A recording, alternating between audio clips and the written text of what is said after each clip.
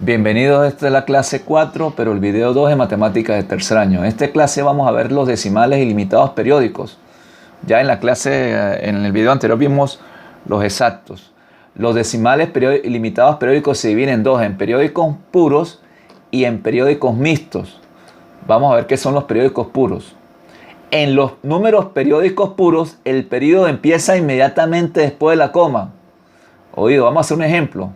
Para la obtención de un número racional, de un número decimal, periódico puro. Si yo divido un número racional 11 entre 3, me doy cuenta que al hacer la división entre el numerador, entre el denominador, me doy cuenta que me da 3 por 3, 9, al 11, 2.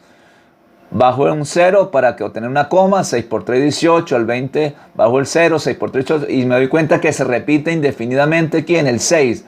Y me doy cuenta que aquí queda un residuo que no es igual a 0. Por lo tanto, cuando ese número se repite después de la coma, que es el 6, eso es un periodo. Y por lo tanto se llama periódico puro. En matemáticas se le coloca esta especie de símbolo matemático aquí arriba como una especie de gorrito al 6, que indica que ese es el número que se está repitiendo inmediatamente después de la coma. La fracción periódica pura es aquella que al efectuar la división, efectuamos una división de los dos términos de la fracción, nunca se llega a obtener un residuo 0. Aquí nunca va a ser 0.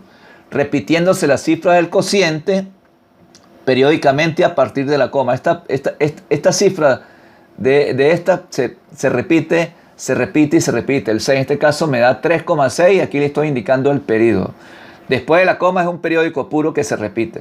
Pero existen periódicos mixtos.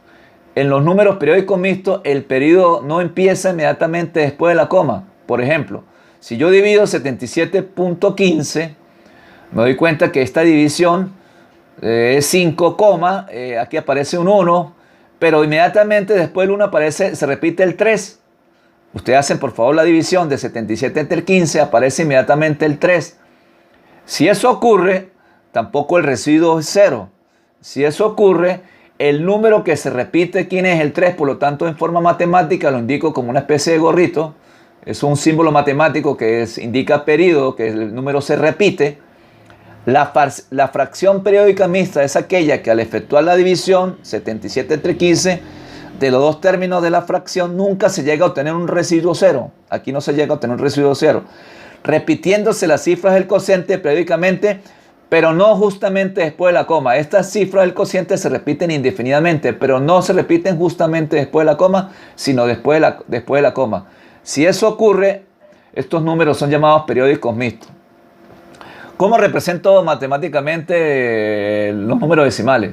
Para representar las décimas dividimos la unidad en 10 partes. Por ejemplo, si yo voy a representar un número entre 3 y 4, entre 3 y 4 divido la décima entre 10 partes. Para representar las milésimas dividimos cada centésima en 10 partes y así continuaríamos para las 10 milésimas, 100 milésimas, etc.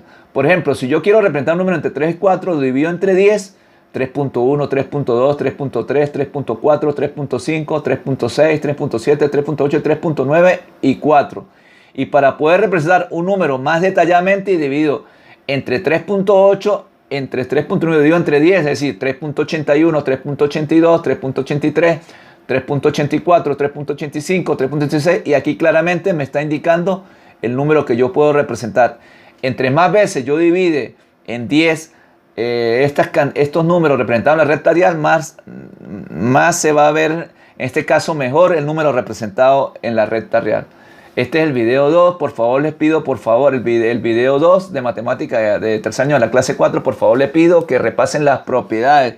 No hice énfasis en las propiedades porque ustedes la vieron en primero y segundo año, pero eso será evaluado, las propiedades de los números decimales. Muchas gracias por la observación del video.